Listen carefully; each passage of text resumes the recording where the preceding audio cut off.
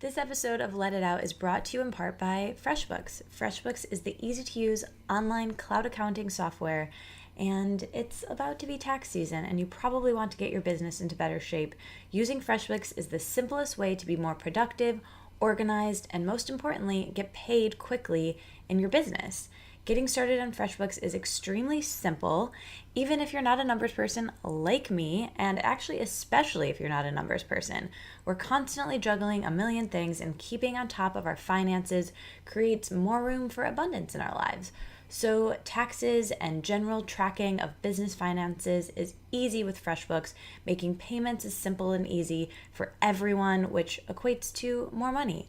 Outsourcing the stuff you don't like is great with FreshBooks because they are like a financial assistant for your business. What I love about FreshBooks is that you can change the colors, it's really easy to use, and there's a new feature, which I really love, which is a proposal feature, which allows you to include an outline of your project, the scope of your work, your timeline, no more switching software, fussing over style and formatting, and most importantly, no more wasting your valuable time. I love FreshBooks, and I really think you will too. And you might as well check it out because you can get a 30-day unrestricted free trial by going to freshbooks.com/letitout and entering Let It Out in the How Did You Hear About Us section.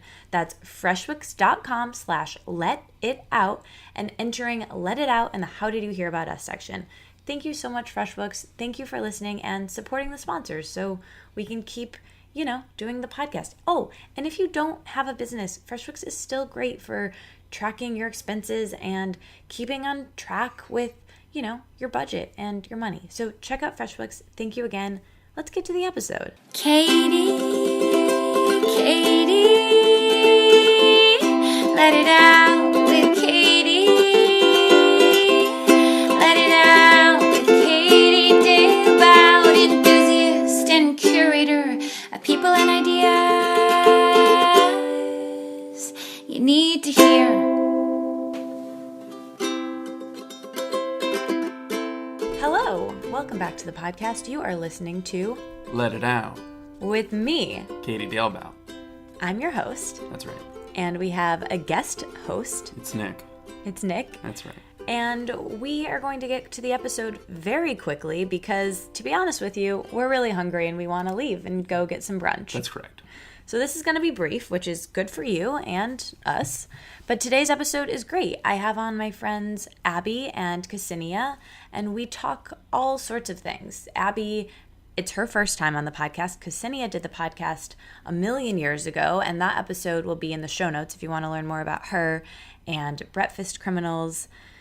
And this week we talk a bit about them and how they became entrepreneurs and how they collaborated on a project together. And it's an interesting, cool episode we recorded a really long time ago in my apartment, actually. First one in this apartment. Wow. Yeah.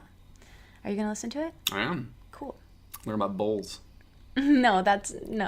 We don't really talk about You bowls. don't know about bowls? No. Oh. But you are Seems thinking like of Breakfast potential. Criminals. Uh-huh. And in that first episode, we probably talked about Okay. bowls. You like bowls. I love bowls. How do you feel about bowls? I'm a big fan of bowls. I didn't know they were a thing until you showed them to me. Yeah.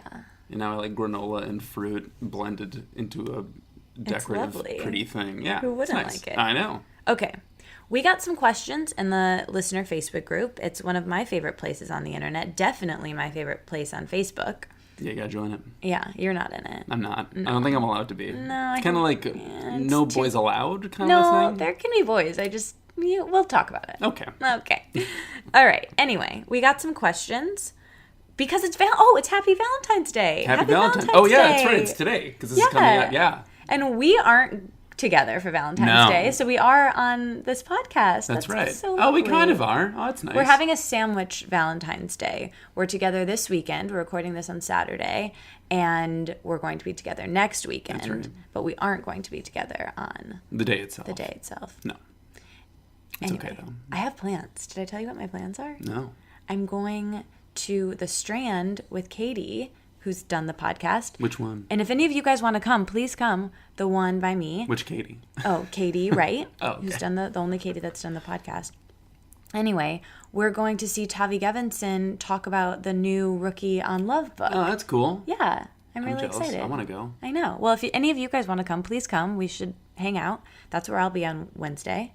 And anyway, okay, so we got these questions and we're going to answer them. So the first one is from Jackie, and she asks, what's a good way to stay in touch outside of regular conversations, sans social media? And by regular conversations, she probably means like phone calls. Yeah. We have an answer for you, actually, Jackie. Yeah. We do a lot of voice texts, like constant voice texts where like I'll look at my phone 10 minutes later and I have 5 minutes of Katie Dalebout's voice to listen to. It's actually kind of the best. It's like having a little mini podcast from like your person. Aww. It's great. Personalized podcast. Exactly. And excuse me, sir, I'll look at my phone and have quite a lot of, it's not good for your battery life, I will say that. It is terrible for battery life. Because when my battery life is a bit more important than the battery life for you, because it's my map for getting around the world. Well, I can just plug mine into my car when I'm going places, yeah. But my phone dies a lot more because of our voice texting. Right. I did buy you a brick that would power your phone, That's but true. you haven't charged it in like a year, so yeah, we could set that up. Okay, this is getting a little too real. Little inside baseball here of our relationship. But yeah, but voice texting is the best. Voice texting is great. Regular text messaging, it seems a little bit obvious, but yeah, that also works as well.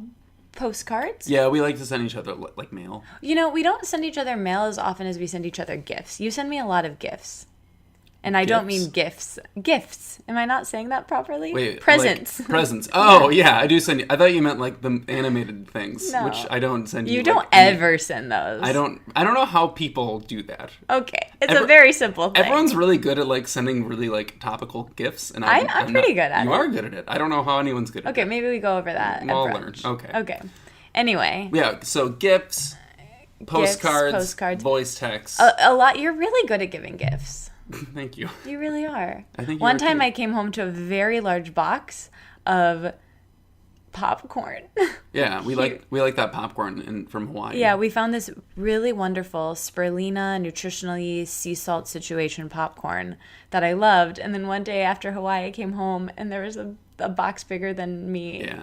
You have to buy 5 bags at a time. So I didn't know. I thought they were tiny bags, but apparently they're like gigantic size bags. So we got a lot of popcorn. Yeah. But yeah, also we did a lot of emails when we first started. Yeah. Which like we always say we're gonna get back to, but we're too busy voice texting, I think. Yeah. But like long form journal-y emails. It's to how each we other is, learned like, a lot great. about each other. And that was before we were even long distance.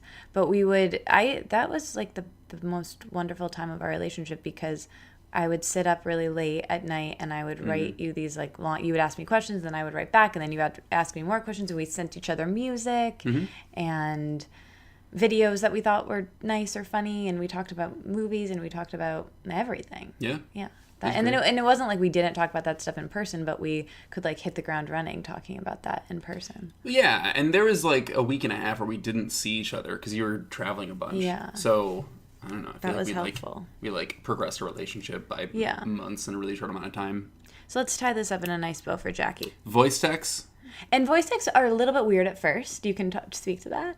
Oh yeah, the first time I tried to send Katie a voice text, it took me like 20 minutes to send 30 seconds because I was really self-conscious of everything that I said, and I did not enjoy it. Yeah, but now I'm a pro. Hawaii. Now I'm really good at it.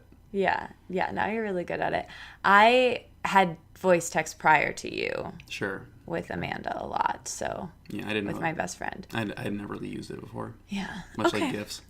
And I had a podcast. Maybe that made me. That probably helped. Yeah. Talking, I talk by myself to recording devices all the time. Yeah. Okay, so Jackie, voice texting, long emails, gifts of both varieties. Sure, all the gifts. Postcards. I think that's a decent amount. Yeah.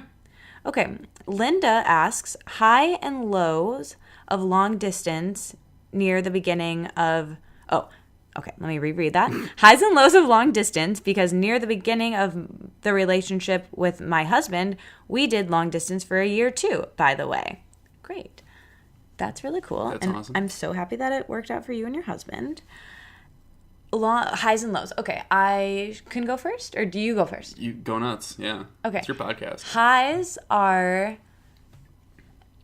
I didn't think about this prior. The high is that I get so excited when you're coming. when I'm coming to you, when I'm going to see you, and even like the week leading up to it. Anticipation is a underrated emotion. It is maybe the best emotion. It's your favorite emotion. It is my favorite emotion. Yeah. You don't like surprises. Well, you like surprises, but also you like to look forward to things and have anticipation. That's right. So it's really difficult. I prefer being able, if I know that something good's coming, I can look forward to it and be happy about something good for longer. But if it's a surprise, then it only lasts for like a second. Yeah. That feeling. Okay, so that's like the main obvious one. I also do like that, you know, being really busy and having a lot of things that I want to do. I feel like sometimes I can do these sprints of like, I'm going to work really, really, really hard, work over the weekend, do what I need to do. And it's temporary. I won't be like this forever. But then when you're here, I can really stop and be present and just be with you and not work. Yeah. And that's kind of nice to have those like sprints and rests. Works well for me right now. Maybe not forever, but I like that. And lows is just the obvious thing of like sometimes when I'm just sad and I want to be with you, my person. And you said this once, you were like, it sucks, is my point. And you said this once of like, if it was good and easy all the time, that would mean the relationship was bad. Yeah, we shouldn't be thrilled that we're like not together Yeah. a lot of the time, but Yeah. but yeah, no, it's like it's nice because it makes just being together like special and like something really like cool. Yeah. It's like a finite resource we have to like take advantage of. I mean, I kind of like that. It like obviously it'd be great to be around each other all the time as well, but I don't know. It's like not the worst thing in the world. It keeps everything really special. So that's your high. It's my high. No, and low's the same kind of thing. Where like, I don't know. Sometimes I don't want to be with other people, but I want to be with you. Like that's the biggest thing. Where it's like it'd be really great if I could be like alone with you. Yeah. Not with any, I don't want to be alone. I don't want to be alone with like anyone else. I just don't want to hang out with people. But like I want to like watch a thing with you and like hang out and like have snacks. We always talk about that. I'm glad you said that. That's a way that we feel. That I wonder if other people feel too, where it's just like, I don't want to be around anyone, but I don't want to be by myself. I want to be only with you because you're my person. And it doesn't feel like it doesn't contribute to my introvert-extrovert spectrum of like feeling depleted after hanging out with people. When I'm with you, it doesn't count because I just am so myself. Yeah. Yeah. Yeah, same. So that's the thing that sucks the most. But this is a good communication thing. We watch things together. So we do hang out virtually sometimes. So we'll watch shows together in the evening sometimes, or a movie. We've done both. And we will start at the same time and text throughout it, which is fun. It's like you're having an experience with each other. Yeah. It's cool. Yeah. We watched High Maintenance. Mm-hmm. Hey Maintenance. Watched Two Dope Queens. Two Dope Queens, which I saw in person. Yeah. What else? We've watched a lot of things. We watch TV, yeah. Yeah. What should we watch next, actually? We would love some suggestions. We're still watching High Maintenance. Yeah. Yeah. But, I mean, it's going to be done soon. Yeah. Eventually. All right. We love you guys. Someone asked if we have any nicknames. Tell them quickly. Oh, really? They asked that? Yeah. Well, you know your nickname. Her nickname is Baby Carrot. Or just Carrot. Also, is Carrot Stick for a second. Weird. It started off as like being uncomfortable and like stupid, but I just I kept doing it, and now you're just. And I'm gonna call him Greg Nog. Yeah, explain that one. I don't think anyone's gonna find that funny. I think that may have Has anyone in New York been to a little known coffee shop called Gregory's? I think it's called Gregory's Coffee. Okay, Nick is now eating a sucker Sorry. for the people at home. So, Dr. John's, not sponsored but open to it, makes these xylitol flavored, They're delicious. not flavored, xylitol sweetened. There's Yeah. no sugar in them. They got xylitol, real so they're fruit. good for your teeth. Dr. John is a dentist, and we love these suckers. Let's talk about Gregory's Coffee. Okay. Anyway, Nick is eating one on the podcast. I'm being nice. We're hungry. We got to get going. Anyway, I think I might call you Greg Nog. It just kind of came out yesterday. Because Gregory's Coffee has an eggnog that they call Greg Nog. Which we we thought that thought was was so really funny. Yeah. It killed yesterday for 10 minutes. Yeah. I think it's a good nickname. All right. So that's all we've got for you. Happy Valentine's Day. I hope that you either come to the Strand with Katie and I. We're probably going to hang out after. Or you have a really nice day with your person or your friends. And Or alone. Or alone, yeah. Light a candle and take Thank a bath. That sounds great. Yeah. That's probably what I'm going to do. I'm going to be alone. Yeah. All right. Well, I'm not really going to take a bath. Okay. I'll probably play video games. Okay. Well, do a self-care thing for you or with your friends or with your person. And we love you, right? Oh, yeah, we do. Yeah. Love you. Okay, enjoy this episode with Ksenia and Abbi. The funny thing is it's about business, really, and it's about relationships and friends, and we talk about making big leaps, and we talk about, it's not just about business, it's about all sorts of things, but it's not really about relationships or love at all, which comes up in almost every other episode we do. And so I thought it would be nice if we talked a little bit about something that was topical to the holiday, because I really like Valentine's Day. I always have. Yeah, it's a nice holiday. All right, Nick is now chewing the sucker, so Sure we am. really have to go. Sorry about the mom Talk sounds. to you guys after the episode with the emoji. Really quick before we get to the episode, I know I said we were getting right to the episode, but I got so distracted with my handsome co-host that I forgot. You guys will hear all about Abbi and Ksenia's creation, this workbook that I love. And if you want to check it out, you can get $30 off by using the code KATIE. That's KATIE, my name, for $30 off if you want to check it out after listening to this. I really liked it. Okay, you're going to hear a lot about me in this episode too, and what I'm thinking and feeling about my life and my career. So yeah, anyway, it's vulnerable. Always. Okay, love you. Here's the episode. Bye. Thank you guys so much for doing this. Thank you for doing it again. I'm so stoked to be back here with Abbi this time. I know. When did I originally have you on the podcast? That was like 2 years ago? No? Wow. 3 years ago? I think it was at least Like 3 years ago. 2014? Lifetimes ago. And we connected just on the internet with Breakfast Criminals. Like and you all the best featured one of my smoothies, remember that? I don't. And it was like a blueberry smoothie bowl, and you like put the photo on Breakfast Criminals, and it was like, it made me so happy. That's how we wow. connected. I thought it was Anita Goa who connected us. No, because I met her like after. It was the other way around. I think so. Yeah. Anyway, shout out to Anita Goa, because that's why we're here in this apartment right now. That's true. I love it. Full circle. Yeah.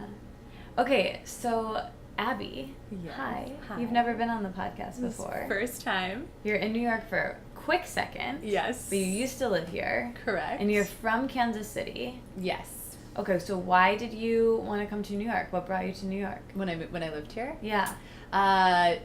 Theater. I was like a Broadway girl, Yeah. so of course New York's where you go when you want to be a Broadway So star. was that right after college then? I actually didn't go to college. Oh, cool. Where did I had applied to schools, and my dad and mom talked me out of it because I was Very going into cool. the performing arts. Yeah. And in musical theater, I mean, a degree is amazing. Degrees are always amazing, but it's not, Right. It's not like being a surgeon where you Actually, have to. in most things, unless you're a Yeah. surgeon, Right. degrees are like not needed. Right. Totally. And I was already working professionally, so my dad was like, and I'm looking at Juilliard and NYU in places that were not cheap. Right. And so he was basically like, if you took a fraction of that money, put it into like rent somewhere safe and nice and just classes, like That's so you could great. try it and swim with the big fish, and if it works, great. If you start to sink, come back and apply to school. So Cool. the rest So is you history. moved here right after high school? Yeah. Yeah, I was like Wow. right after I turned 18 or 19. Yeah. How did Yeah. you do that? How did you find a place and figure, like, having just done that, that's... Yeah, well, I got really lucky. There's this organization that does housing. It's like overflow housing for NYU, for Academy of Art, a couple schools. So it's like a dorm, but it's like a not denominational, but like my neighbor was like at NYU. My other neighbor was at New School. It was just like overflow Cool. dorm. So yeah, I was in a dorm, and randomly everyone on my floor was in the acting field. So it was basically like being in, like all the fun parts of being in Yeah. college, basically. So then It you was ended great. up being here for 4 years, and were you Yeah, give or performing take. I don't and think it was- taking classes? Yeah, it wasn't quite that long, but yeah, I was dancing at Steps, this dance studio on Broadway, and I was doing their I got into they have an ensemble, so like auditioned and got into their scholarship company. So I was dancing like by day, and then by night I was taking acting classes and I studied classical voice at Juilliard. They have like evening classes. You can actually, I feel like, okay, hello podcasters, if you want to study singing in New York City, there are so many hacks. Exclusive. Yeah, this shit is amazing. I studied with one of like the youngest female conductor in New York City, maybe in the world. I don't know. She had won all these awards. She was Taiwanese, but she's like a major, like a regular professor at Juilliard. But then she did these evening classes, and you pay like a fraction of the cost, but you don't get credit. So you study with them. You have to audition to get in. It's the same thing, small classes, but you don't. It was amazing. So I got to study with her. There were like 10 people in my class. That's great. And you still get the credit like on your resume, but obviously you don't get college credit. So there were a lot of hacks like that where I would study with awesome people, a lot of private lessons and things like that. And then, it was really When cool. you were a kid, how did you get into musical theater? Yeah. By like 8. Are your parents performers? What do your parents do? I think they both acted some in high school, like for fun. But yeah, I just started dancing probably when I was 4, and kind of fell into acting from there, and then theater. Probably by 14, I had my first agent. What? And yeah. So you were like acting in Kansas City? Yeah. Kansas City randomly has a big theater scene and a big commercial scene. I don't know if it's the same for Detroit, but I guess we have a really neutral dialect. So a lot of voiceover, like radio work, comes from KC because we don't have a New York accent. We don't have a Cali or a Southern accent. Interesting. So I was doing like a lot of radio work, a lot of random commercials. And wow. Yeah. What do your parents do? My mom's an artist and my dad's an engineer. Okay. Yeah. Wow. All right. So did you always know you wanted to live in New York City as a kid? Oh yeah. I mean, it was just like every summer I was here, or not every, but trying to be as much as I could. And yeah, it was just every summer was like summer camps and acting classes and plays. And yeah, it was kind of my whole identity. And then it felt magical and like totally. I just loved it. I felt like that as a kid too. And something that you said to me, I don't even know if you remember this. I think I told you this last week when we were together, but you said to me on the podcast when I was asking you how you moved to New York. I'm looking at Ksenia for everyone listening. And you were like, I asked you why you wanted to move to New York, and you were like, it's New York City. It's magical. And I remember just saying, oh, I'm not the only one who feels that way. Totally. Yeah, there was no question for me. Yeah. I think I would, and I think a lot of people, whether they live here or don't, have some sort of wondering about New York City of like, I wonder what it would be like to live there. And for some people that's stronger than others, and for me I had to like figure that out and like, oh, okay, it's like this, Totally. And yeah, like we were saying before, I don't know if that would be forever, but I would always wonder if I didn't. So you come to New York City, you're here, you're acting. How is that going? Are you happy? What are those 4 years like for you? Yeah, it was great. Well, yeah, I really loved it. I did a lot of dancing, and then I got cast in a Broadway tour. Pretty quick thereafter. Grease, the musical. Cool. Yeah. Who were you playing? I was a cover for a couple different parts in like ensemble. Yeah. So you toured the entire country? Well, no, we were cast and produced out of New York City, but we toured and rehearsed in Asia. So we were in Korea, Malaysia, Singapore, Indonesia. I'm probably forgetting places. Cool. Yeah. So it was crazy. I went from like being so invested in New York to like, and you're flying to Seoul, Korea in 10 days. Like, sublet your life, go. And so it was just this huge transformational thing. I had been already working, like I said, since I was 14, professionally, but like obviously acting forever. And I think I just had this total kind of, identity crisis could be a way to talk about it. Actually, I was just talking to our friend Allison, Rockstar Shaman, about my experience, and she called it shaman sickness, where I just had this total clash of what I was doing every day and how I felt, because I got what I always wanted. I was like, maybe I was 20, whatever, but I'm in a Broadway show. I was the youngest woman in the cast. It was like this highest honor. I'm making insane money. I'm being flown around the world. I'm riding in limos. I'm like modeling for Calvin Klein. Like, it was so posh, especially for me at that age. But I was so miserable. I was just really miserable. And it was just this first, I think it's so easy when you're striving for something to be like, you guys have heard of IBS. Yeah. Have you heard of IBH? Irritable bowel syndrome? Yeah, but IBS, we all know what it is, but IBH is I'll be happy when. So it's like, oh, I'll be happy once I get a Broadway show. I'll be happy when I move to New York, when I have the boyfriend, when I have the body, whatever. Yep. Yeah. For sure. And I think I got the show and I was like, well, shit. Yeah. I just got to the top of the mountain and the view's not that different. Yeah. And so I had found yoga before that, and just at that point was like, I feel this way when I'm performing. I feel this way when I'm in a yoga studio. And so I had this kind of like conflicting experience. Yeah, and basically, yeah, it's quite a long story, but I wanted to break my contract. I wanted to quit. I was like, I don't want to do this. How long were you? It was a year. Mm-hmm. It was a year contract. And I ended up, through a series of events, we had been flown home, and then we were in Sweden, and our flight had to make an emergency landing, and our flight got delayed, and I ended up very, very long story short, by the time we get to our show, instead you're supposed to be there 30 some hours before opening night, and we were there like an hour before opening night because of all these flights. So I'm walking across the stage and my ankle just snaps from underneath me. Like, I wasn't even dancing. It was just literally my body was like, I'm out. And had to go to hospital in Malaysia. Like, I don't even know to this day what happened. And my body was just like, I'm going to help you. And I remember the night before it happened, talking to my parents and being like, I'm so unhappy. The people, and there were some very kind people, but it was just really toxic. There was a lot of drugs and alcohol and like late nights, and it just wasn't like my nurturing, wasn't cozy. No, and it was still, it's like we all got the job and it still felt competitive. And for me, it was just this huge kind of like, I felt like suddenly, that scene in The Matrix where you're just like, you see the world as it is, and people see the truth. And I think for me, not that the performing arts industry is horrible, because it's incredible and I still to this day love it and like have dear friends who do it for a living, but for me it was just really like seeing the truth of the work and saying, okay, nothing's perfect, how do I, and they say, like, have you guys heard the quote of don't ask yourself like who you want to be, ask yourself what you want to do every day, because ultimately that's what, how do you want to spend your days. And I remember the night before my injury talking to my parents and being like, how can I get released from my contract? Because it's such a small industry. If you break a contract, like, you're going to have a hard time getting hired. And I remember thinking, if I got injured, they'd have to fire me. And the next day that happened to my ankle.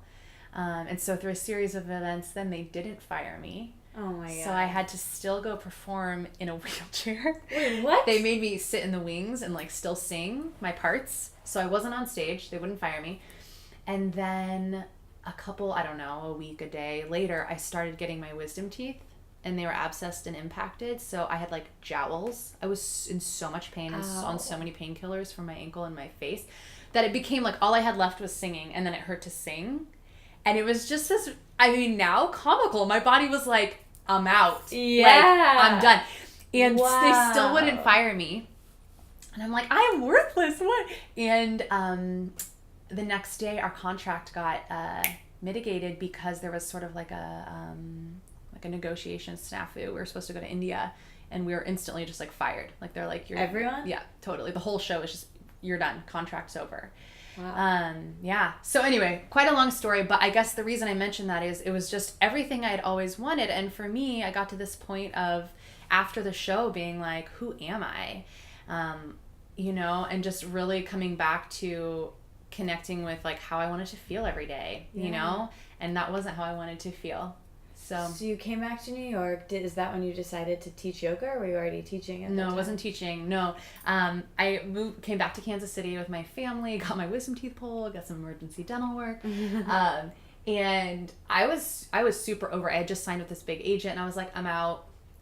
Shaved my head, pierced my lip, was like, I'm not shaving, I'm not wearing makeup. No one can tell me I have to look any certain way. And I also had fully shaved your head? Like pixie cut, yeah, chopped it all off. But in that industry, it's like, your hair must grow fast. Your hair's so long now. Yeah, well, I'm 32. That was you are 10 years ago. Yeah. Yeah, you look like you're 20. I'll take it. But anyway, it was quite a thing, and I, for me, just kind of starting over. Yeah. And it was a really confusing thing because I had gone from being whatever, like, not high profile, but kind of swimming with bigger fish, right, to I moved to Chicago, started nannying for $10-12 an hour, and just did yoga all the time, and kind of found myself. And I also have a history of an eating disorder, and so like kind of like divorcing myself from that industry was very much the symbol of like not investing in that mindset anymore, and not letting someone tell me what I had to look like too, What was your relationship to food and your body throughout that and after that? Super tumultuous. In my contract, it said if you gain or lose 5 pounds, they can fire you on the spot. So, it's real. It wasn't just in my head. It was like, Yeah. We own your body, you know? And I didn't think about that. I should have just gained a ton of weight and gone far. That would have been way more fun.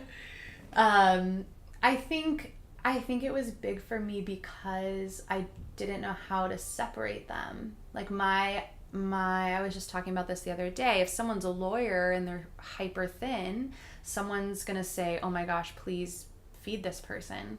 But if you're a dancer or performer, people are like, you look great. Yeah. It's like woven into the culture. Yeah. And again, I want to make a disclaimer. I have so many dear friends who are dancers who have loving relationships with their body. I don't want to condemn the industry because I do love it. Yeah. But for me, and with my disposition and who and how I had been and what the struggles I had gone through, it was not facilitating like a healthy body image. Yeah. Yeah. How did you come out of that? So you're in Chicago, you're teaching yoga, or you start teaching yoga? No, I was just taking yoga. I was literally just like taking every class I could find, like absorbing it all. And I think that was my healing. I mean, I never went to rehab. I never had formal therapy.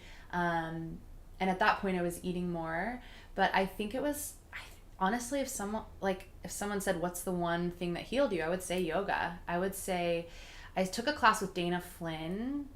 You know who that is? Do you know? Have you heard of her? She's amazing. She's was based in New York. She runs a studio called Laughing Lotus. I've heard of that, yeah. Yeah, and she now lives in New Orleans, running another location of it. But she was the first teacher I had studied with in any kind of movement practice that was just like, what feels good?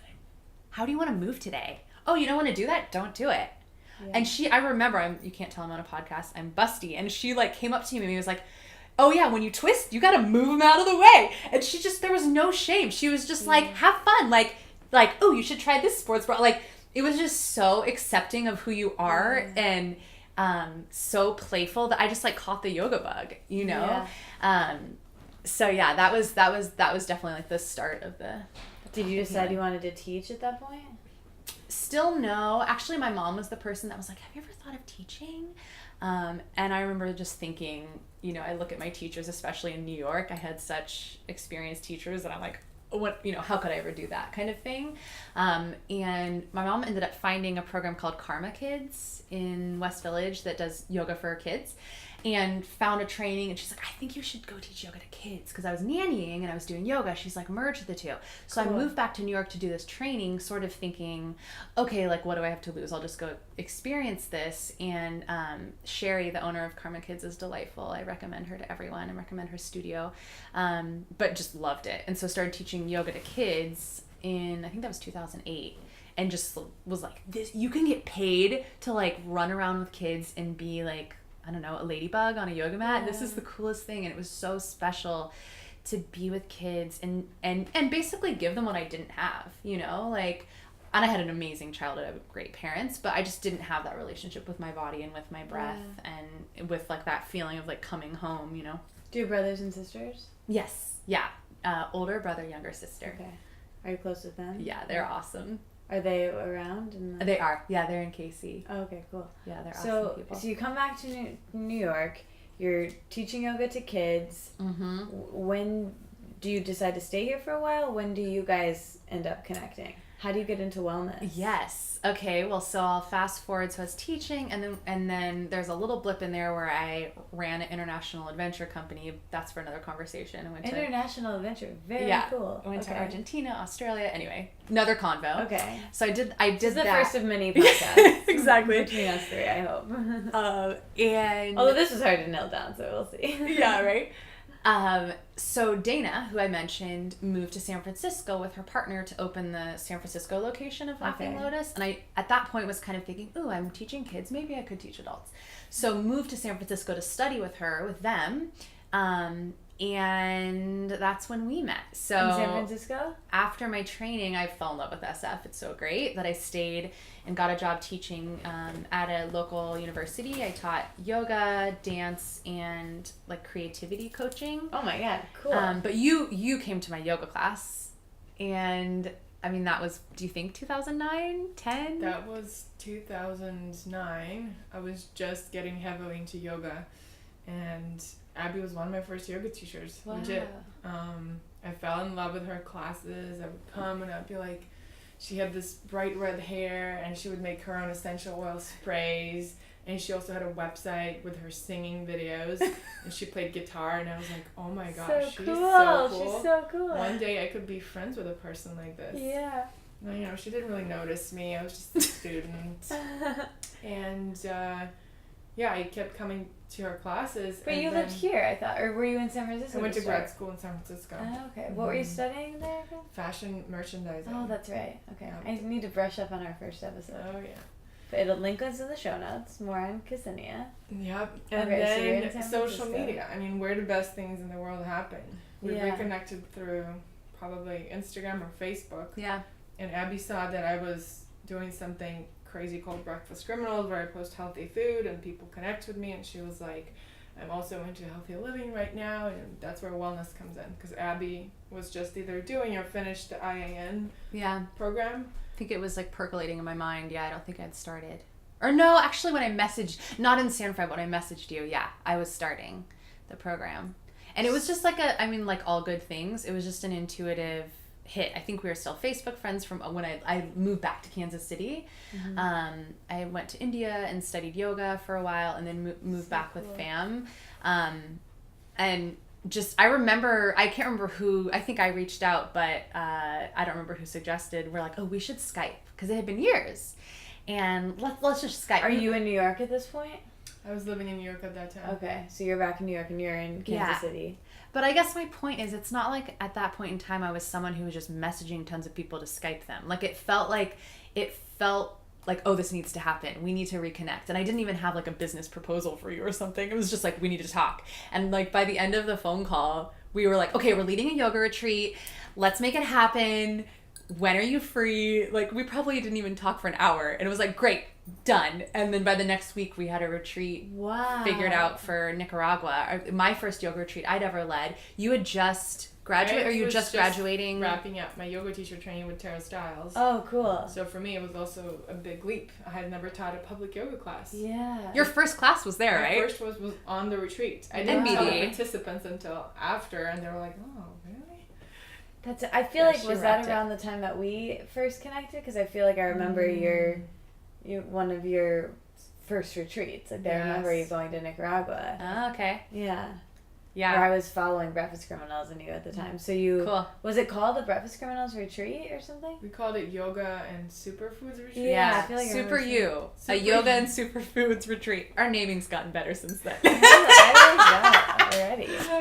But yeah, we were so spoiled because we're like living in tree houses, doing yoga on this like basically platform that overlooks the bay, and then after yoga, Ksenia was like, "Oh, no big deal. I'm just gonna blend you up a dragon fruit Oh my smoothie." god. From fresh sounds dragon fruit amazing. grown on the farm across the street. Oh my god. It was heaven. It was like the perfect first yoga retreat. It was That's amazing. So you guys do that retreat. What year is this? Like 2013 or Yeah, something? 14. I think it was 14. Yeah, I think you had done the podcast at that point because I feel like we like talked about it it was coming up. I feel like we almost like promoted it on the podcast. That makes sense. Anyway, we'll have to see. But so you guys do this retreat and then you decide to continue. It goes well, obviously. You Yes. decide to continue collaborating. What happens next?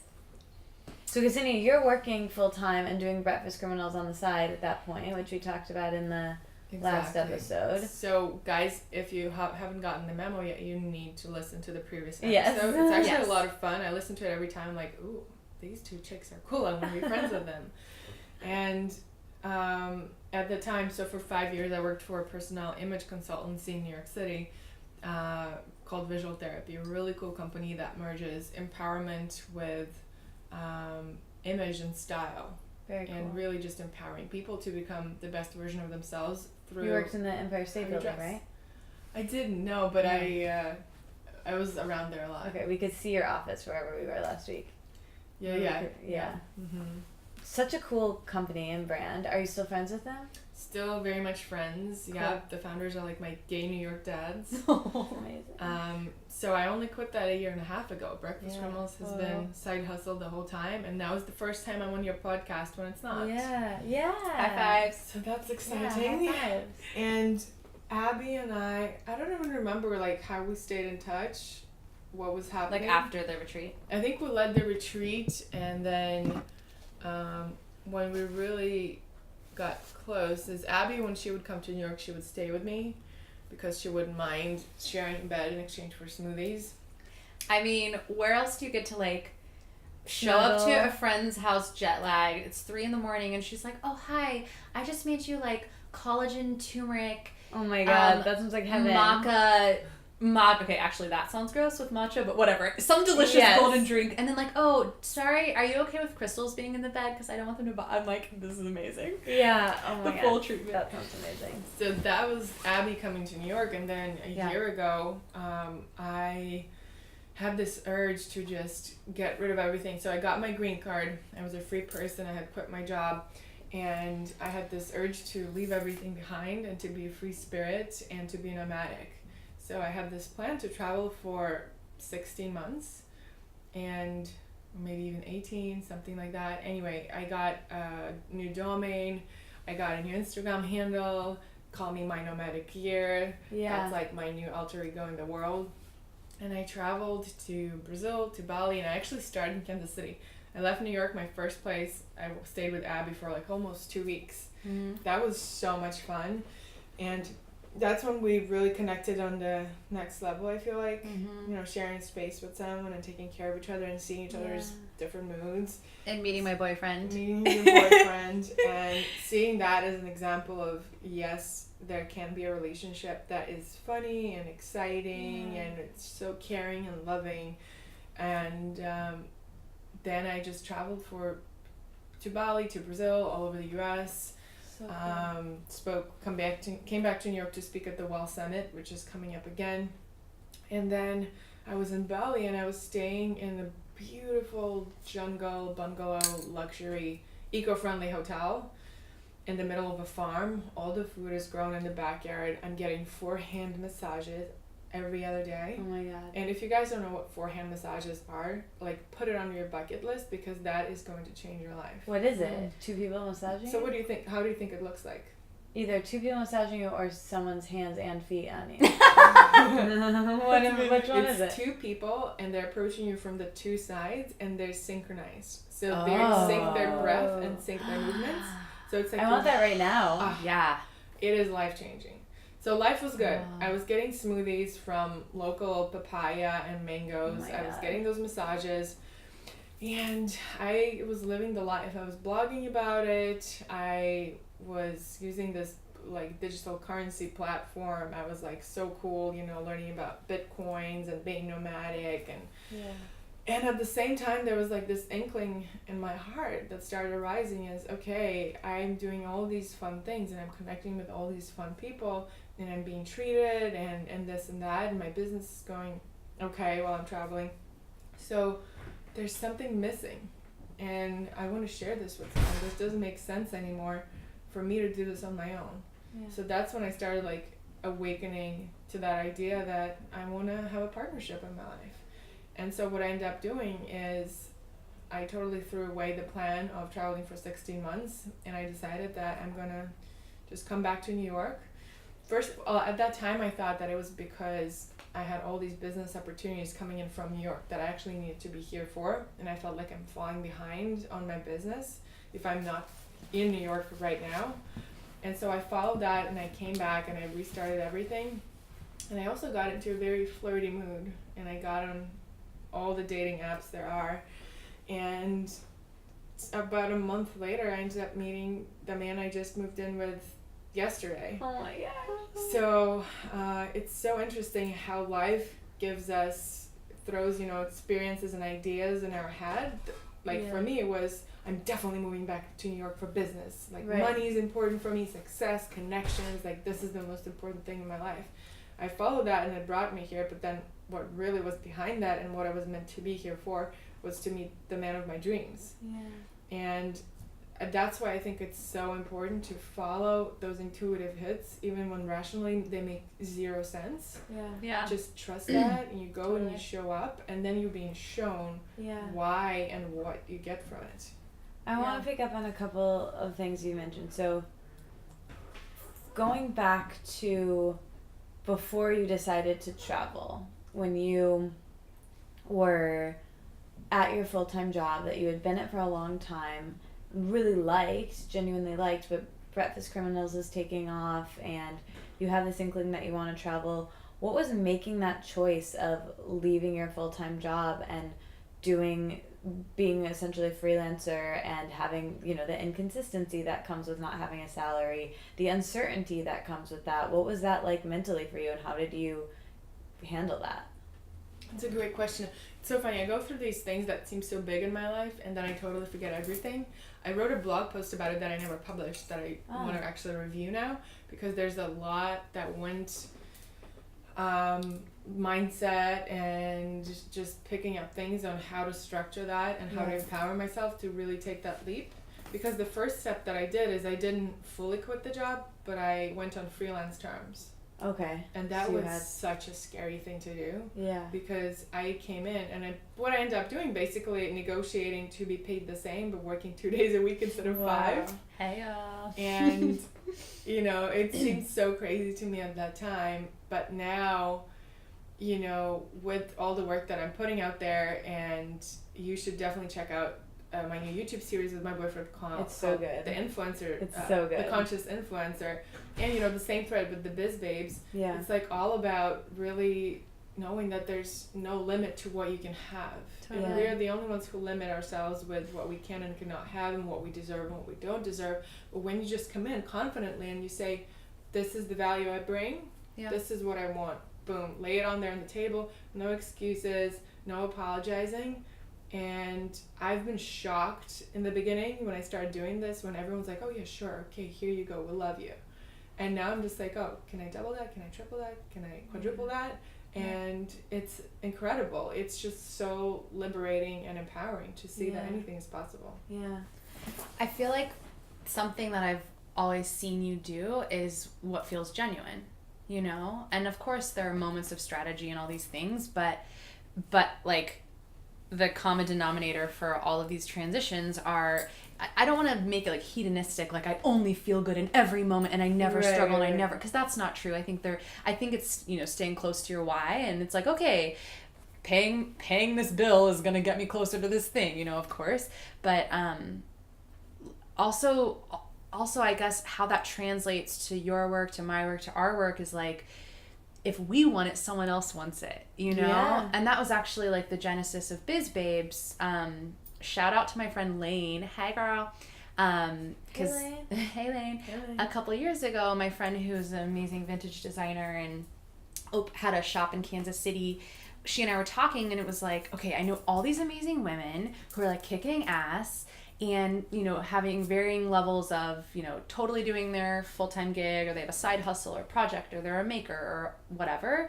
And that so much of it is you're alone with a laptop, which is amazing and liberating and portable, but it's also lonely. Yeah. And she and I were just talking one day, like, oh, we just need a group. We just need like kind of like a hang group, just like almost like a book club, but just for Biz Babes. And my friend at that moment was like, deal, when are we meeting? And we just put it on the calendar. So a couple years ago in Kansas City, we started meeting monthly, and it soon became evident that first of all, everyone who I invited said yes, which was incredible, because I was like, does anybody, like kind of what you're saying, like, does anybody want this? I want it. And then from there it became this thing of like, okay, we're all just kind of chatting. We need more structure. And I think that was about the time. I guess we did that, and then I thought this needs to be more formal. There needs to be a theme. I want it to be more ritualistic and ceremonial, and so I guess that feel was more like your retreats that you were hosting. Totally, like more intentional, less just like chatting. Although I think we need that, but I think we all want to socialize, but I think just like having a theme that we all really get into. Yeah. And so I think that was probably a year and a half ago that we started meeting. And then the first ticketed event was March. I guess January I did it, but that was before you were involved. January. So these are events. This is an event series called Biz Babes in Kansas City that Ksenia would fly from New York to attend, and you guys started hosting these. And then from there you get the idea of, hey, I think we could make a product that we do what we're doing in these smaller groups, and we share this with people on the internet. Is that kind of how the idea came to be? Well, we were just getting so much incredible. So Abby, started it all, and then I joined. We did one in March, and then we did one in June. And so the March one was just like a Sunday afternoon, and then the June one was full 2 days. And it started with yoga. We had this gorgeous space provided by Life Equals, and Abby taught, and we had so much product donated, and so it was 2 days full of inspiration, motivation, broken up into different topics. So like productivity, finances, social media, building your community, reaching out and getting press, all these different topics that are so important. And so cool. I wish I was there right now. So the vibes that were created there and the feedback that we started receiving were just so mind-blowing. And there were so many people who reached out from all over the world. They were like, oh my gosh, your event looks amazing. I wish I could come there. Is there any way like we can have the recording or anything?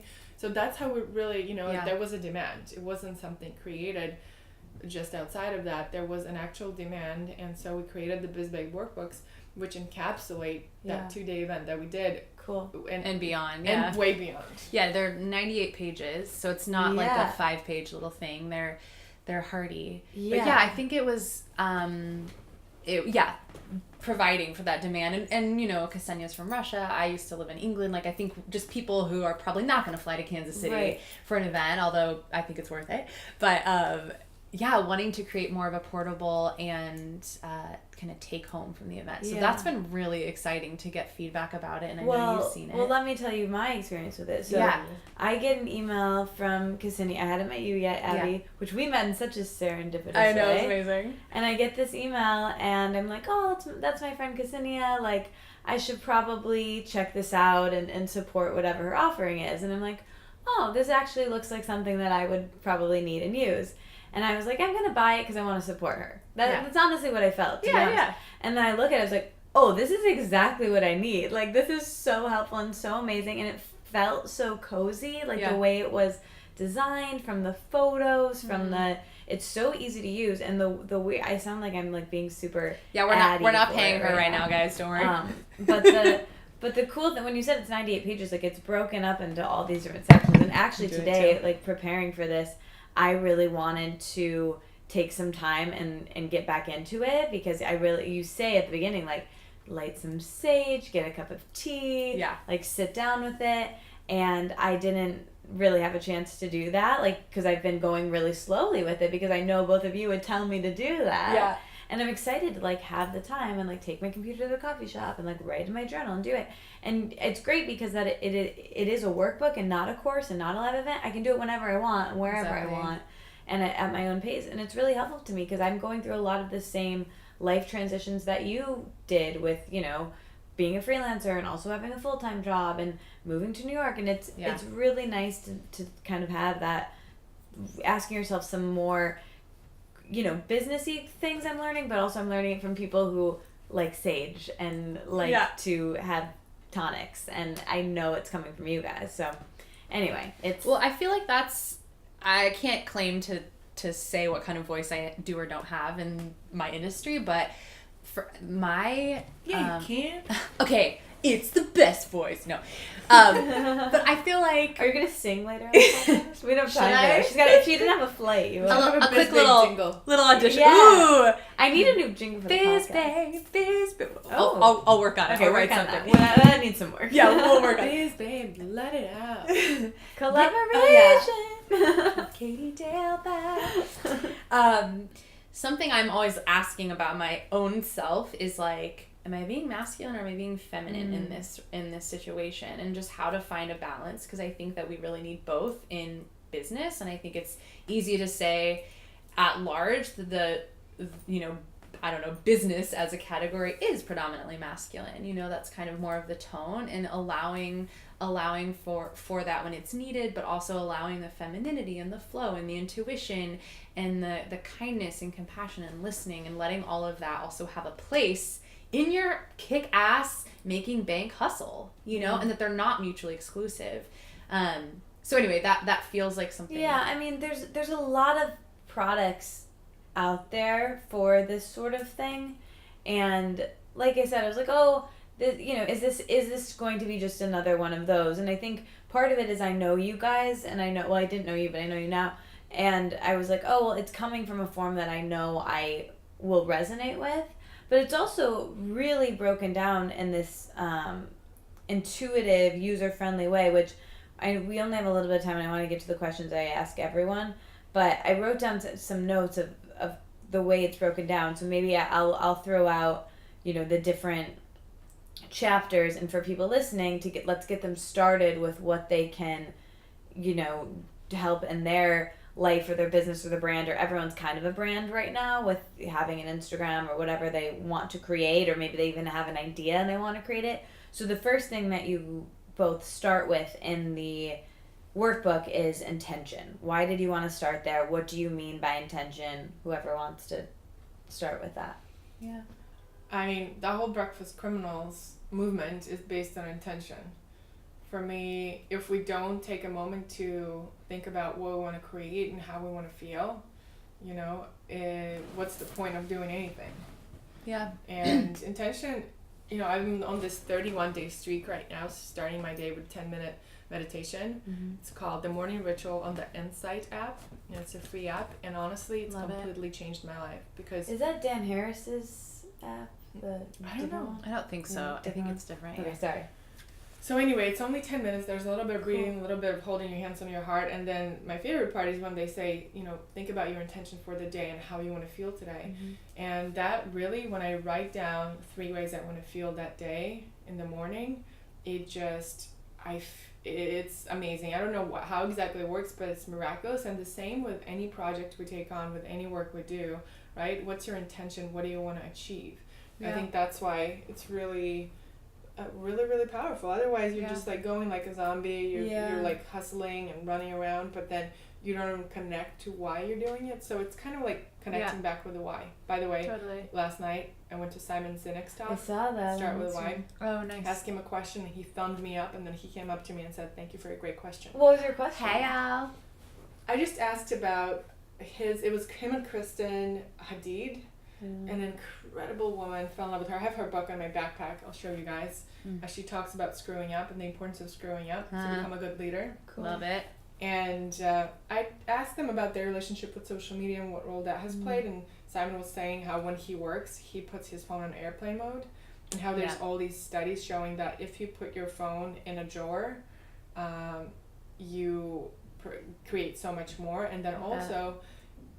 when he goes out to dinner, he gives his phone away to his friend to put away, because when your phone is in your pocket or just accessible, you're like 70% more likely to be checking it for no reason. Oh, that's what Sam and I do phoneless dates. When we go out to dinner or anything that's anything that's not just like, oh, we're randomly at a cafe, like anything where we're like, do you want to go to a movie? Do you want to go to dinner? We just both leave our phones at home, and I love it. And it's like, okay, I'm not going to Instagram. Like the biggest thing is I'm not going to Instagram my dinner. But it's just so amazing to just be like, you're my person. Like no one can, if someone wants to meet us, they have to just psychically know where we are. And I think we all need digital detox. I want to do a whole nother podcast with you guys on relationships. I would ask that right now, but I know Abby asked if you have like all these copious notes, but you have such a great relationship. And when we met at Cat Beauty, we like serendipitously met at Cat Beauty, which is like a whole nother story. The mecca of all things good. Yeah. But anyway, talking about your relationship and our relationship, and we just like it was so fun. Yeah. And then seeing you in this blossoming relationship, like I want to know more about that. So we'll put a pin in that for later. Yeah. But talk about intention in your life, and why intention, and then also moving on to vision, which is another big part. And how are those different? Yeah, totally. Well, I just high fives and piggyback on everything Ksenia just said about intention, and the quote I am always saying to all humans I ever speak with is, it's not really that hard to get what you want. It's really effing hard to know what you want. Yeah. And I truly believe in my own life and my own struggles and traumas, and I'm not here to say I've had this like totally peaceful life, nor do I think a lot of my friends have. But I think that the things that we really want, we get. And the things that we really want and we don't get aren't meant for us. And that becomes very evident to me. The things that I thought I wanted, I'm like, why didn't this happen? There's just, for me, there's always, maybe it comes a minute later or a year later, but there's always a big tell for me of like why I didn't get it. Yeah. And so I think being a creative, growing up being an actress, I've always been freelance or self-employed, and I think the biggest struggle becomes just like time management and where do you spend your energy, and you can always do more in the age of social media. It's like, what's enough and all of this.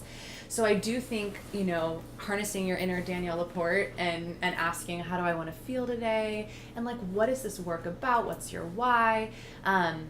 All so important. And so, yeah, intention for me is everything, both the masculine and the feminine, both how do I want to feel and what do I want to kick ass at today? What do I want to get done? And so for me, letting that be the seed that you plant. And then, so every Monday and this is part of this is in the workbook, but my visioning is sitting down with a pen and paper and just doing a brain dump of everything I hope to do for the week professionally. I sometimes do that for other things, but for work, it's like, okay, and I just think, how can I make this bigger? And my motto right now is elevate what you think is possible. So it's like, okay, if I want this, like you're saying, can I double it? Can I triple it? What's possible? And just getting it all out there and really, as much as we can for ourselves, lifting the ceiling on our vision. So yeah, I think if we don't do that, it's like hitting the gas, but not holding the steering wheel. You're just going to drive into a wall, Yeah. So I think it's the mindful, it could be meditation, it could be journaling, but having some kind of just pause to think about what you want to get done. Yeah. I want to talk about productivity and getting into that a bit, but I feel like what's interesting with I love that quote about knowing what you want is the more challenging part. And for me, I've been saying on this podcast recently for the past couple months, actually, I have been feeling a bit like a master of none. Like I'm doing a lot of things not particularly well and wanting to streamline and wanting to focus more. So how do both of you get the clarity and focus and create everything you created? Yeah. You want to start? You want me to? Sure. Well, also in the workbook, guys, and side note, we're going to give all your listeners a discount if anyone's wanting to buy it. And a huge part of the work I do is supporting primarily people in the wellness industry create more strategy and how to elevate what they believe is possible. And so that sounds really fun, but the truth is, like, how are you spending your days? Right. What are you actually doing? And again, what is it that you want? What is it that you want? So I have a process called where I create quarterly goals. Yeah, I need both of these. So again, I won't get so detailed because it's in the workbook, but my initial brain dump is like, bleh, here's everything I want to do for the week, right? Yeah. Some of it's like prepping for client calls. Some of it's like writing a blog post, or it could be something really huge. But what I do is I create my... every January 1st, I sit down and I create my goals for the year, like big ticket goals. And then every quarter, I sort of review them and revise them. So sometimes something becomes like, okay, I don't actually want that anymore, or I already did it. My goal for this quarter was to write a workbook. I'm like, done, check. Awesome. Need a new goal. But so for me, what I do is after my initial brain dump, I then review whatever quarter we're in. I only allow myself 3 quarterly goals. So it's, again, less is more. And then, this is super nerdy, but I review my brain dump with a highlighter, and I highlight every to-do that has anything to do with my quarterly goals, and they take priority. So I'm not, because, it's like, if we only pour our time into what's urgent, sometimes what's important never even gets seen. Yep. So we have to, it is our goal, it is our responsibility as humans, not just people who work for themselves, but it's our responsibility not only to create our own boundaries, or else someone will make them for us, but to create our own priorities. So I start to say, okay, this thing, it may not even make me money. It may just be something that I really wanted to do this quarter. Like an example is I want to go to more events and retreats. That doesn't necessarily make me money. I mean, it's great networking, but to actually spend time, to block out time each week to research events and go to them, things like that. Mm-hmm. So that is a huge part of, for me, productivity and kind of like staying more focused and actually spending my time on things I want to do. Yeah. So yeah, that's the teaser about that. Oh my gosh, I'm gonna try to keep this short. So when I started dating my boyfriend Eric in March. I remember for the first 3 dates, he didn't know what I did. I did all the research on him. You know, we're going to talk about this in our separate dating show. Mm-hmm. I really want to know about your first date. I knew Our new everything dating about him. podcast. I knew every webpage there was about him. I didn't know that. Everything. And he did not look me up. He just looked at a couple of my pictures. He was like, oh, you know, she's pretty. Let's go. And then on our third date, he was like, okay, so you have this Instagram with 80,000 followers, but how do you make money? Yeah. And so that's when I really explained my business model and how I partner with brands. You know, I'm on a national cereal box. I partner with Vitamix. I partner with Lululemon, with Food People, with Wanderlust Festival. There's just like such a creative array. Where this week has been really huge because I did a big event for Miu Miu. And in the past 2 months, I've done two events for Instagram where I bring like delicious superfood breakfasts made with love and intention into environments that might not normally have that. Yeah. And so there's so many things. And then he, you know, I started sharing with him how overwhelmed I am because I get so many requests. I have like 500 unread emails in my inbox. A lot of them actually are money. And I just don't even have time or create time because yoga is more important to me than answering 10 more emails. Right. And I was not complaining, but, you know, he was saying how I don't feel productive, I feel overwhelmed, and I wasn't taking action on doing something about it. And so then he said, you know, there's this personal growth program called the Landmark Forum, and you should come to the introduction and see what it's all about. And so I did, and in that first introduction that's free, I learned so much about what was stopping me from hiring people, from starting to outsource things and manage my time better. Yeah. And I signed up. So right now there's a couple of different programs. I'm now doing a program called the Self-Expression and Leadership course. And it's been absolutely life-changing, the combination of Eric coming into my life with his business coaching and understanding of sales and people. And that's why we have the Conscious Influencer series together on YouTube, because which is so good. Thank you. My social media expertise, his business expertise, and he's like totally fearless approach to just ask for what you want. Like totally like no filter. And also just fun and entertaining and spiritual take on all of that. Yeah. And honestly, every goal I've made on how much money I want to make, I want to have an employee. I have the most incredible intern/assistant, Amanda, working for me right now. So brilliant. I've made exactly what money I wanted to make, which seemed like unreal at that time. And I'm finally, 3 months into doing this work, I'm feeling more productive than ever. And I think it's just I've done so many personal transformation workshops and work and retreats, but this is, the first time when it's something that I can actually be applying in my daily life, because it's a language and it's tools that you can apply to any situation, whether it's personal or business, and you create like a new possibility around how you want to feel, what's possible. And one of the most important things that I did that I think anyone can do, first of all, check out the Landmark Forum, because it will blow your mind and change your life. And it's only 3-day course available in a lot of cities around the world. But the second thing is that not sponsored, but open to it. Second thing that I learned from there is, in one of the workshops, we made a list of what are our values and what's important to us in our life. And then what are my daily actions, like Abby was saying.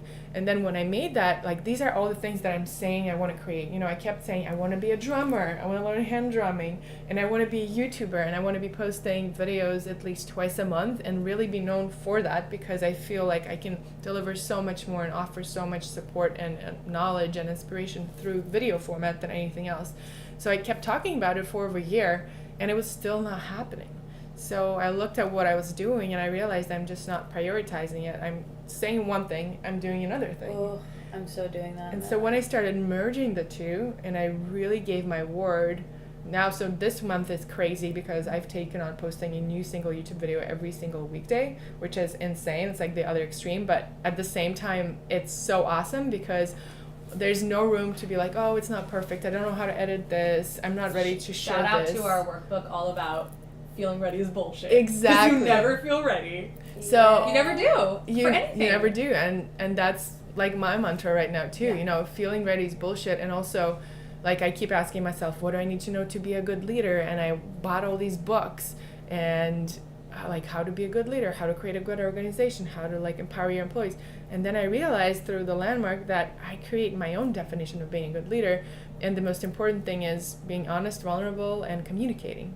And last night at that event, Simon Sinek and Kristen Hadid, that's exactly what they said. Both incredibly successful, interesting people. That's what they both said. You just come in and you be real with people. Yeah. And you do it.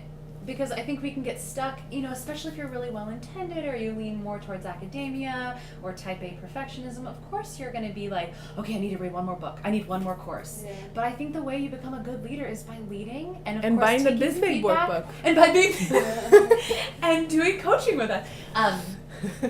Sponsored by ourselves.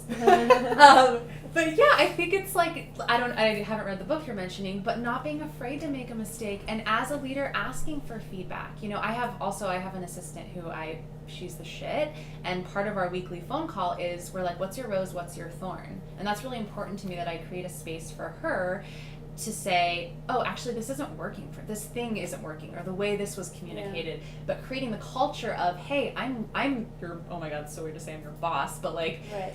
Whatever you want to call it, and that she feels safe, and I'm creating this culture of her being able to give me feedback. It's not just a one-way street, And I feel like that can be, back to BizBabe and whatever, your version of BizBabe is, but like being in some type of group relationship situation where you are receiving some type of feedback, I just feel like is huge. And have accountability. Totally. That's huge. Yeah. Totally. Yeah.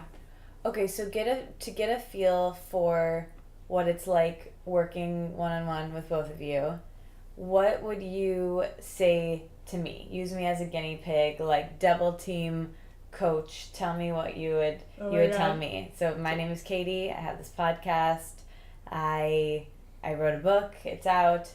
What would you tell me to, like, I have a lot of ideas. What do you need to know from me? I have a lot of ideas. I've been saying I have more ideas than time. Totally. So what would you say to me? What would you call me out on? My first meeting with a client is a consultation. It's an interview, really, kind of like this. I have a whole intake form that you'd fill out with questions like, what's working, what's not working, what's your superpower? What could we do, like, so they could get a taste of it right now? Ooh. Well, it would be riffing on one of those questions. Yeah. And say, like, what's something you love doing right now? What's something you love about your work? Podcasting, meeting people, connecting with people. I love this because for the 2 hours, I'm not on my phone and I'm connecting with people and I'm meeting such cool people. But what I really love more than this is hosting. Is like doing it in person, like leading, like the one I did at the end, and like that's what I want to do more of, in person, hosting events, like emceeing. Yeah.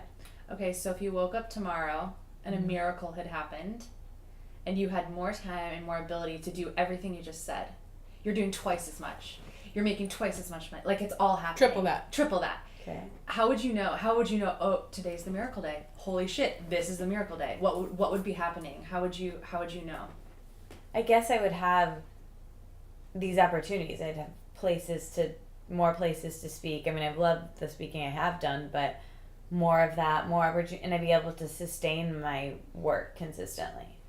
Okay, so you'd have more opportunities to speak, like workshops, events, presentations? Yeah, like I just did Wanderlust and the Good Fest. There would be more of that. Cool. There'd be more connecting with people, more podcasts. I mean, I guess I'm doing this, but you're like, oh wait, psych, already living my dream life. But I mean, it's not at the level I want to be doing it. I'm not doing as much. So what's the level exactly, specifically? Well, I mean, I work a full-time job, so I do all of this with the Saturday right now. I do all of it like you, and when so at the point where I can confidently know that I'm able to sustain myself and my assistant and the team that I have to do more, collaborate more, host things, bring people together. Yeah. Is this making sense? And what exactly would need to be in place for you to have that capacity? I don't know. Like, I guess missing? Being ready is bullshit. I mean, is it asking for it? What do you mean? Do you feel like all of those things are something you need to ask or quote unquote make happen or set in motion, or do you feel like they need to come to you, or some version? Probably a little bit of both, because right now I'm putting about maybe 50% of my effort into this, and a lot of my brain capacity and a lot of my time has to go to other things right now. Totally. So I think if I just spent, the biggest thing that resonates with me from the workbook and from what you said, Abby, about the urgent thing, right now I feel like I'm constantly on a hamster wheel, and I'm an admin. I'm doing admin stuff all the time. Totally. Like, I'm just answering emails, from sponsors, I'm booking things with guests, and that takes so much of my time that I'm not spending enough time or as much time as I want to be in the creative. And like, I have an idea for a new podcast that I've been much like you with the YouTube channel. Like, I've been saying it for months, and I just like haven't started it, and I just have been doing what's in front of me. So my first thought is ask for what you want. And I think, you work in marketing, so you probably already know all these things and do these things, but I'm always amazed how simple it can be. And I think when you're a creative and you're blogging or posting or sharing in a more creative way, it can feel sort of unveiled or unpoetic to say something just very literally. But I'm always amazed at how it works. Like, an example is so I do business coaching and I lead yoga retreats. And if I look at my calendar and I go, gosh, I just had 2 clients finish packages, I have time for 2 more clients. And instead of sitting and waiting for them to come, if I post on Instagram, hey guys, I have room for 2 more clients this quarter, people email me and are like, I want to be your client. And you're like, oh, that was so easy. So I'm wondering for you if there are ways that you can, in a more transparent way, ask for these things. Yeah. I just think, like, we were talking with Ksenia before you had your assistant, of like, how do I hire people and who's going to come to me? And what I had done was post on Instagram and say, I'm looking for an assistant. And I got all these amazing humans where it was so hard to even decide. And I know Ksenia had the same experience where I was like, just ask for what you want. And she, like, got more than that. That's such a great point, because I have a lot of trouble asking for things. Yeah. Like, I was just thinking about it last night.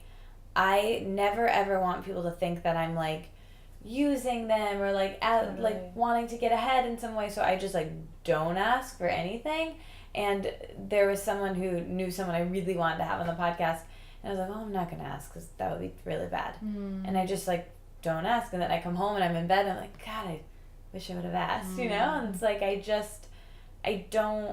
don't ever want people to think I'm like trying to take too much or trying to like mooch or there's not a good word for it, but I just like I rather not ask than appear that way. Totally. So I think maybe it's just like flipping them, being like, look, this is what I really want. Like I could use this, and I guess I'm just afraid of a no, of like how that would make me feel. Right.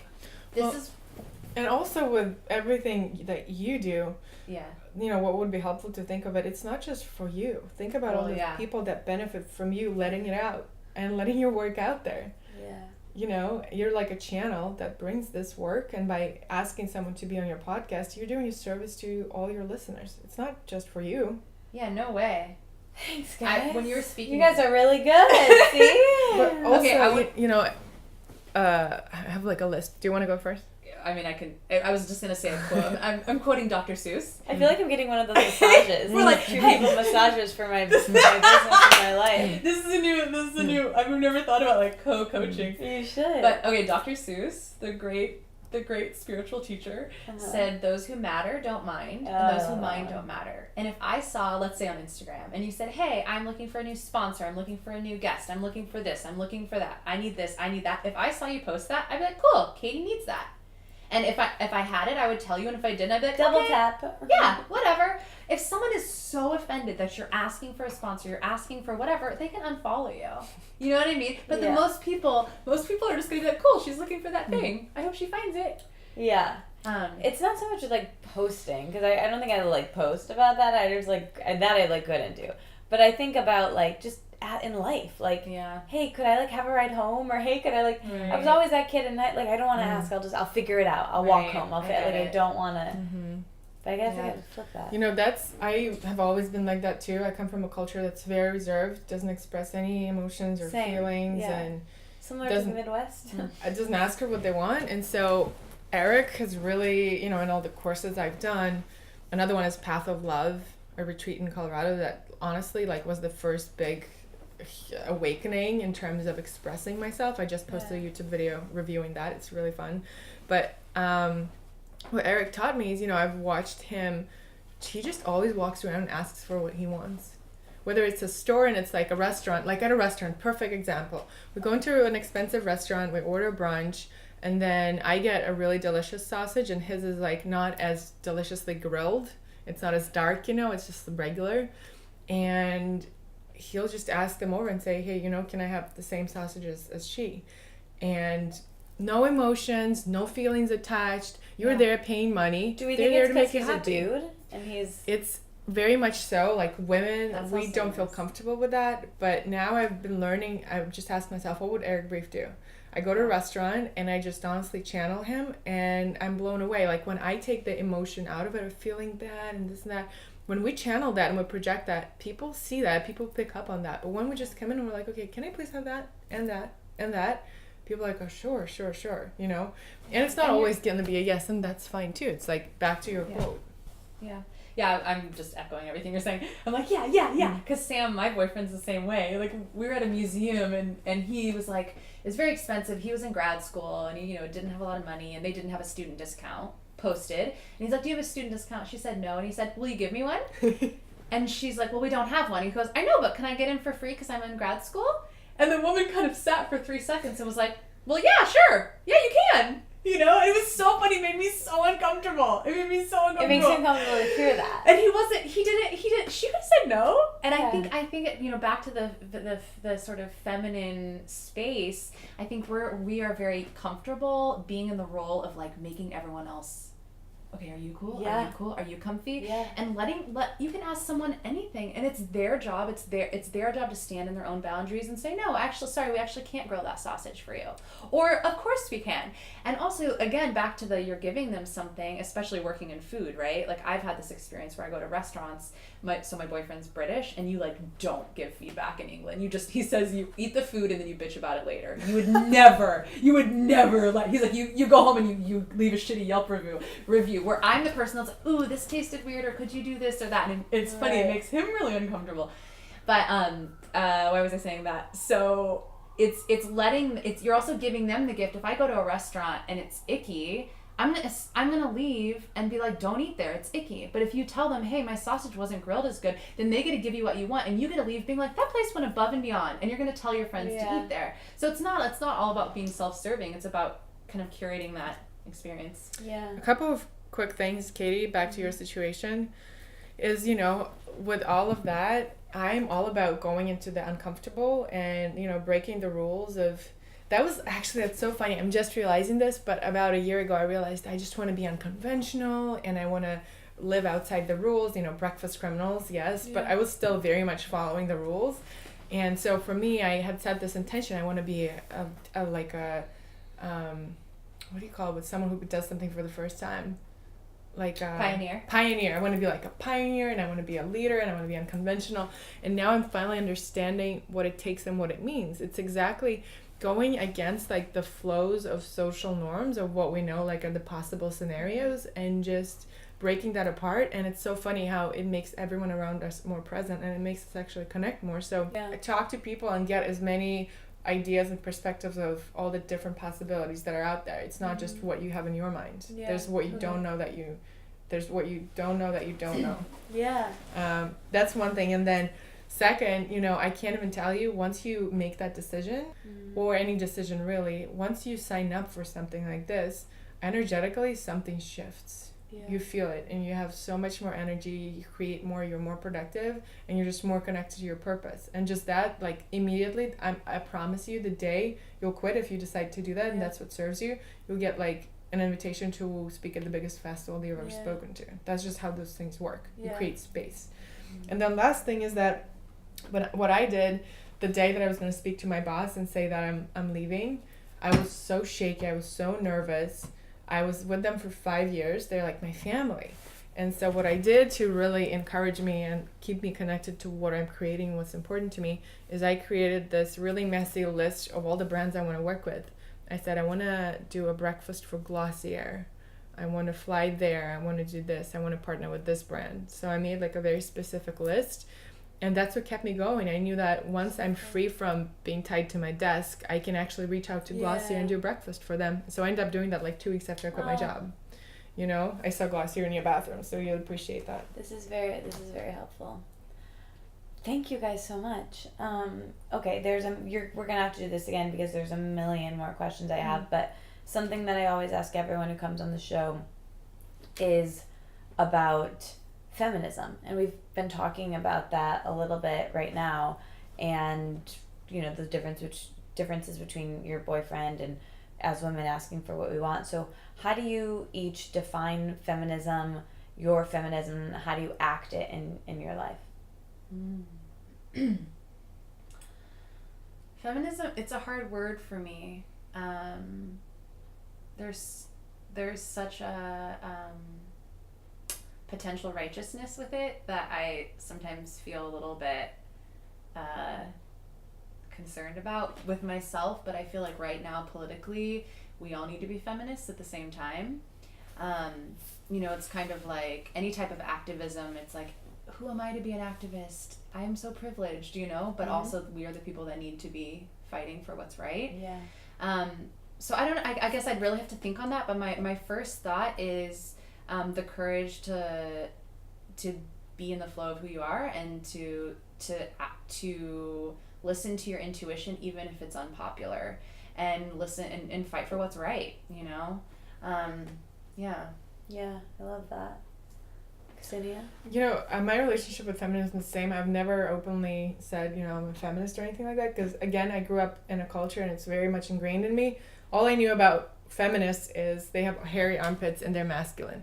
And very sadly in Russia, that's still all they, like in general, you know, the masses, that's what they think feminists are. Yeah. And it's unacceptable in a very patriarchal society like in Russia. But, you know, in the light of everything we're talking about and everything that's going on politically in the world, I think it's exactly what we've been talking about for the past hour. It's speaking our truth.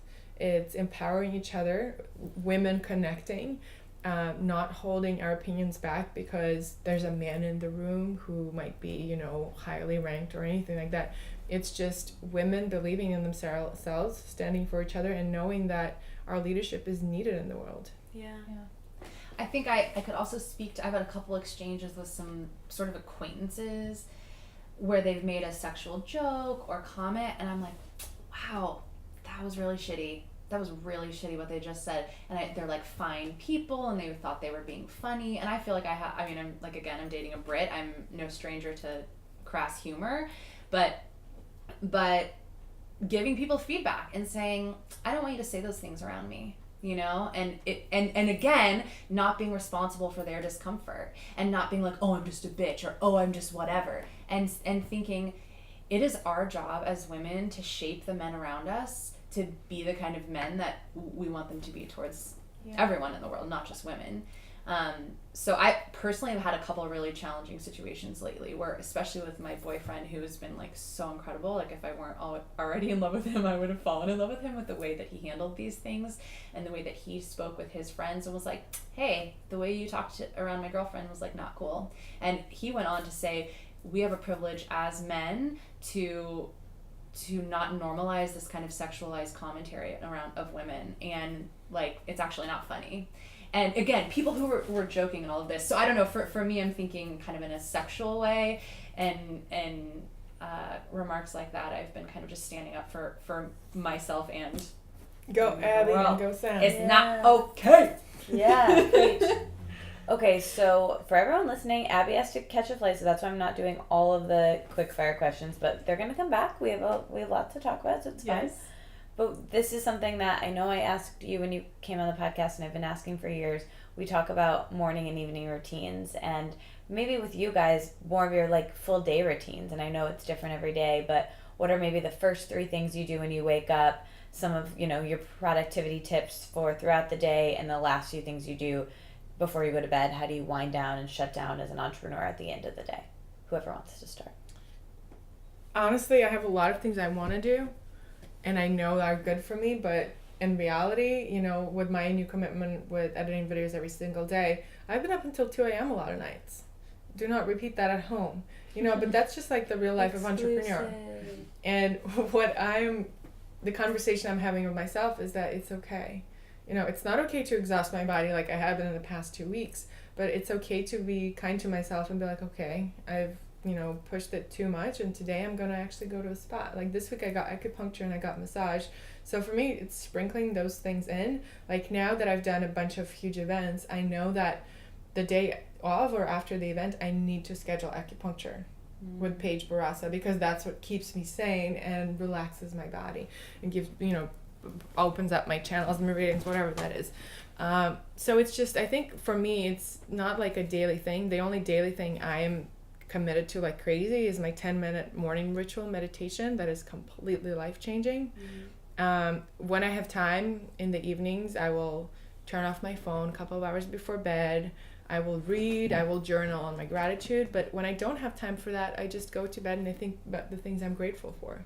And then also in the mornings, I love getting out of bed and dancing. Love That's it. Remember just Justin blessing Bieber music. dance? Oh my gosh, yes.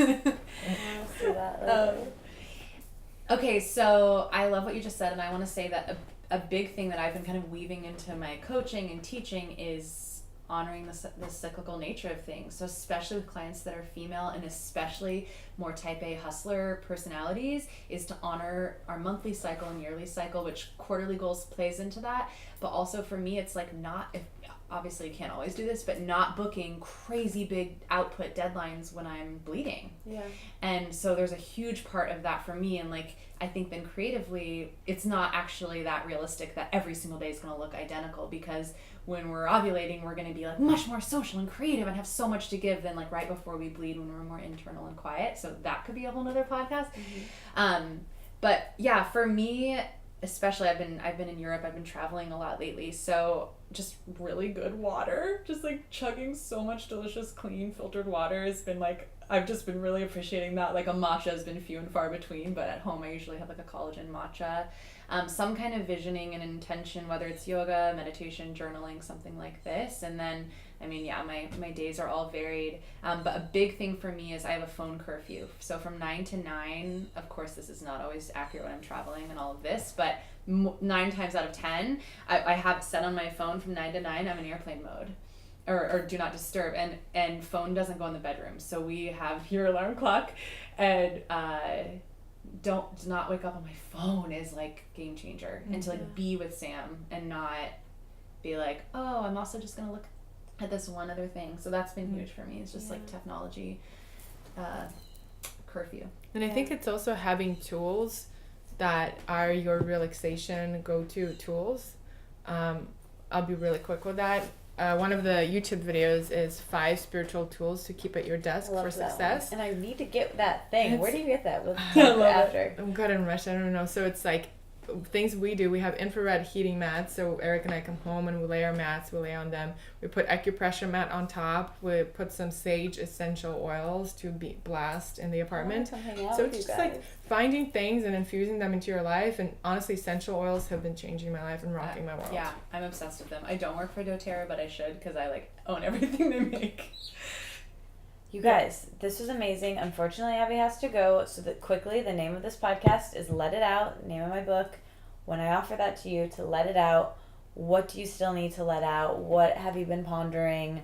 What's been on your mind lately? Anything that you wished I would have asked you that you wanted to share? Well, obviously I have the links to all the biz babes. So other than your work, like what is anything you want to let out?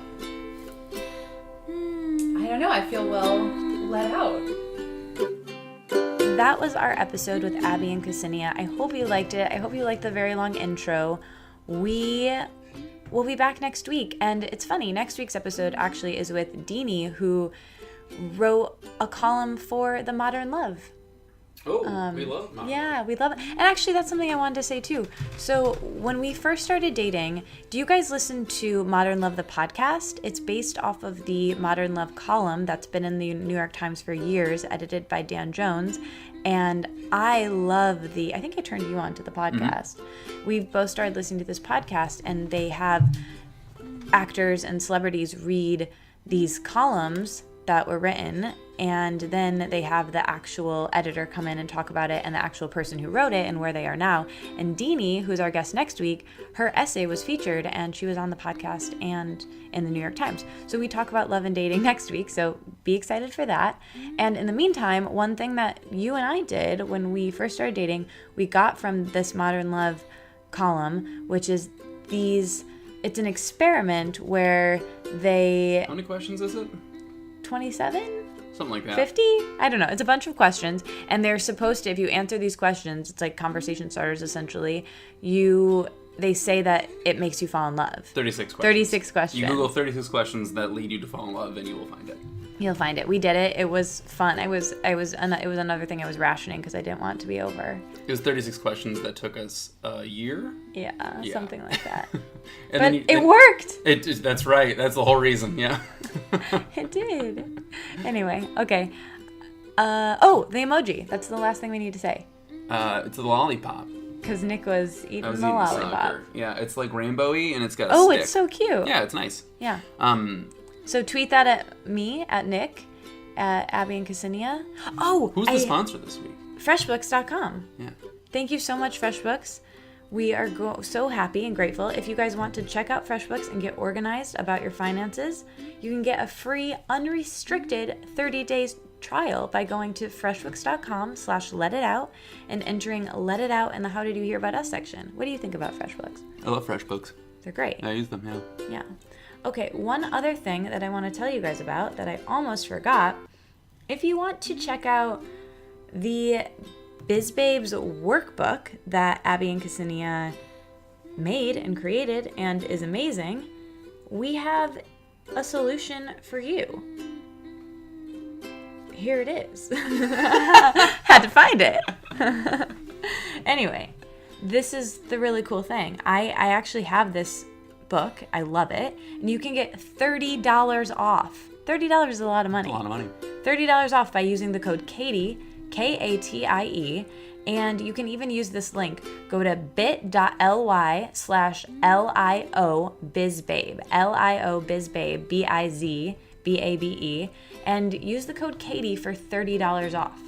So thank you so much for coming on the show, you guys. Also, Ksenia has a Skillshare class called #Mindful, 9 lessons she learned about building a brand on Instagram authentically. Anyway, you can get 2 months free. The link for that is in the show notes, and that makes the course free, actually. So check that out. Check out their workbook for $30 off using the code Katie. That's it. That's all we got for you. We got to go to brunch. The thing's lollipop. It's the emoji. And we're going to go now. Okay, love you. Bye. Bye. Mm-hmm.